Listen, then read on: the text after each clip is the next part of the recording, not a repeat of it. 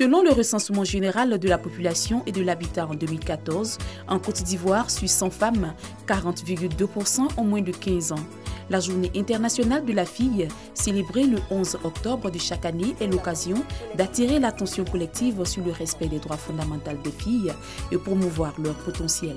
La Constitution de notre pays réaffirme le principe de l'égalité entre tous les êtres humains et interdit toutes les formes de violence et de discrimination fondées sur le sexe. C'est dans le même cadre du principe de l'égalité que s'inscrit l'école obligatoire pour tous les enfants âgés de 6 à 16 ans, conformément à la loi du 17 septembre 2015 pour une éducation inclusive et de qualité.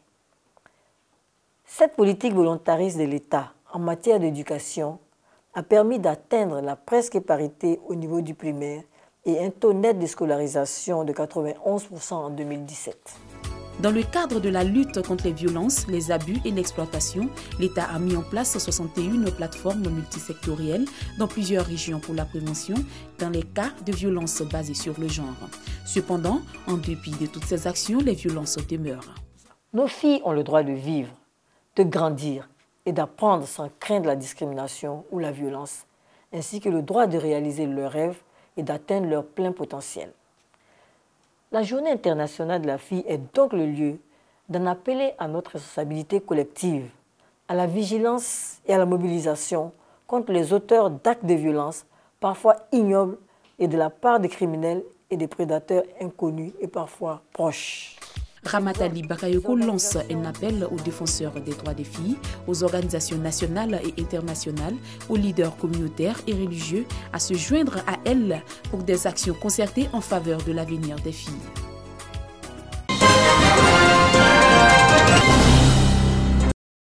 Échange interactif entre les participants et le conférencier. Ouagaougou a présenté la définition de l'information ou du document d'intérêt public, les modalités d'accès et l'attitude de l'administration ou de l'organisme saisi face à la requête.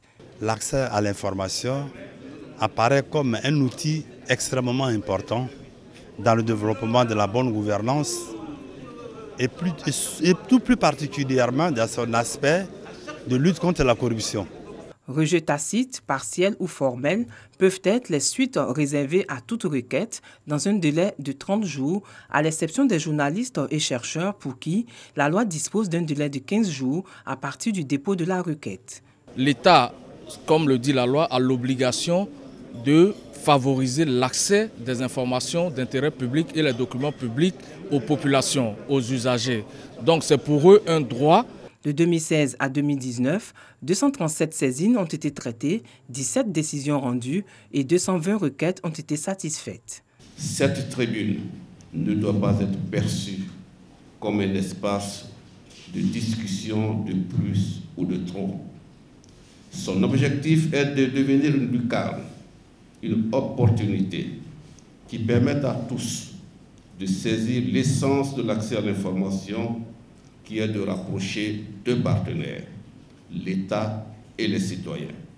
Les rencontres de la KIDP se veulent être un cadre d'échange interactif et d'apprentissage mutuel et ambitionnent également de contribuer à la promotion de la bonne gouvernance et de la démocratie participative par un accès équitable et juste des citoyens aux informations et documents publics.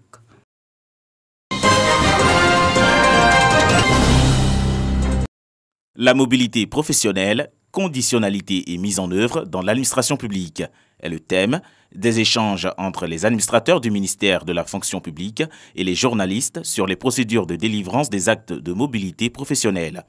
Ils exhortent les agents de l'État à respecter les conditions légales en cas de disponibilité, de détachement, de démission et de mise à disposition pour une administration plus performante. Il faut constater que beaucoup de fonctionnaires, c'est malheureux de le dire, n'aiment pas souvent leur emploi d'origine.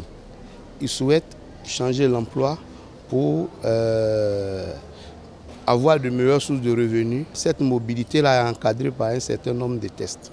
Pour changer d'emploi, c'est possible. Il faut que l'emploi soit du même grade. Il faut que vous ayez fait 5 ans au moins d'activité dans votre emploi d'origine. Il faut que votre ministère technique accepte, c'est-à-dire qu'il motive votre demande.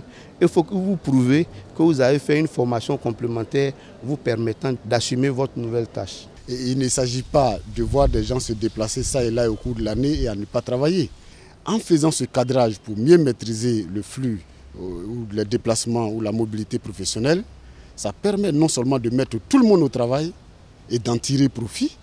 La deuxième édition du petit déjeuner de presse du ministère de la fonction publique s'inscrit dans son plan stratégique de communication dont la mise en œuvre couvre la période 2017-2020.